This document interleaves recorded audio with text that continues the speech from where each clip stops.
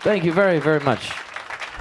Welcome, Brendan Benson. Welcome Welcome back Anita. to Portland. Welcome to the Bing Lounge. We've got Bobby on the bass, over here Matt on the drums, and Mark on the keys. Brendan, I got to ask you something. Only devilishly good-looking musicians need apply to your band. Yeah, that was the criteria. Yeah. Exactly. And they all have to look alike too. Yeah, what is So that? I kind of pop. Right. Bunch of dark-haired guys, and then Yeah. straight-haired, dark-haired guys. Yeah, totally. Well, it's great to have you all here. It really, truly is. Thank you. Your new record, What Kind of World, came out alongside your fellow raconteur, Jack White. It's sort of that same time period, but I really like that you released What Kind of World on your little boy's birthday. That's kind of a cool thing. Two babies, you know? Yes, exactly. And a third on the way. Really? Yeah. I meant a record, not an actual child. Oh. No, I did mean a child. My wife's pregnant again, so we're stoked. We met in the back in the green room. I didn't even notice that. But Declan is now 2 years old and just a little wiseacre. On fire, yeah. Is there a two-year-old Lord. 2-year-old thing going on? What is that? Terrible twos? twos, yeah. It's like the atrociable twos, if that's He a word. seems so smart. Atrocious twos. Yeah, he's very smart. In fact, I think maybe too smart for his own good. I don't know where he got it from, actually. So do you guys get to travel then? Is that kind of the rule of thumb that you're all traveling together? Or is this just happening to be this one wonderful moment where family gets to come along?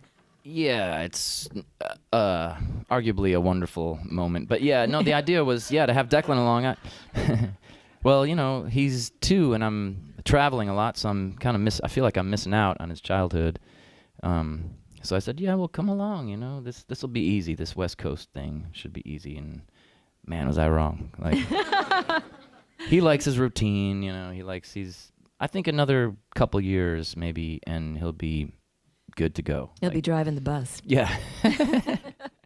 Yeah, it is a little bit different, when you have to hold, musicians' hours and it goes deep into the night or whatever it is, Right. And your focus is, you're kind of yanked in and out of focus, really, I mean, it's proven to be pretty difficult, just taking, like he was sick the other day. He had like a temperature, and I was supposed to play this gig in San Francisco, and I don't know, I was torn, I was like, what do I do here? Do I go take him to, do I go with he and his mother to urgent care? I need to sound check. I mean, so these are... Life and death matters. These are rock star problems. Living the dream there, Brendan, yeah. living the dream. Well, let's talk about your other baby, What Kind of World. You launched your own record label, Ready Made Records, just this past year in Nashville. That was a move for you as well. When somebody like you says, okay, I'm going to make my own record label, is that just an autonomy thing, an artistic license? What is that? I think it was just a necessary thing. I mean, the music business has changed so much, and I've been through it for a long time now, and I think it was just a matter of, I always thought about doing it, but just never had the nerve nor the know-how, really, and it wasn't until I met my current manager, Emily White, who gave me sort of made me feel confident about doing it. She's super smart, super clever in the music business. She's very sort of keyed into what's going on nowadays, and Knows how to tweet and she's Facebook. tweeter and the whole thing. all that stuff, and I don't do that. She's tried to teach me, but I still can't wrap my head around it, But what you do is, besides writing songs and making music, and you've been a solo artist, for a good long chunk, and you're producing others, and you're beginning now. I've heard you say, well, I'm really beginning to understand how a song works and what I'm hearing. So if you were going to give an aspiring songwriter some kind of potent piece of advice, I'm asking that question, but something, what is it that you're trying to hear or impart when you're producing? I guess the best piece of advice I could give was actually handed down to me by Elliott Smith, and I thought it was very just dead on. And I was kind of concerned. I toured with Heat Miser for a little while and had the great opportunity to hang out and talk with him. And at the time, it was my first record, and I was really kind of,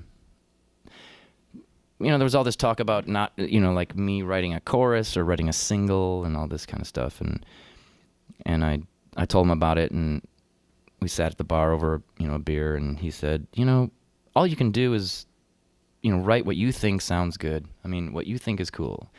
Chorus or not, single or not, whatever. If you think it's cool, chances are a lot of other people will think it's cool. And conversely, if you're trying to guess at popular culture or trying to, like write a chorus or this or that, I mean, it could happen, I suppose, but, I think it's pretty futile, pretty like impossible to guess at this, so you just got to do what what's in your heart, what feels good. Like, yes, I think this sounds cool. So That's a good mantra. yeah. I think so. Yeah.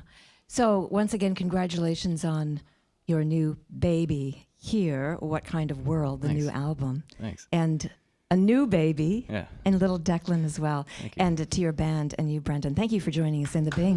Thank you very much.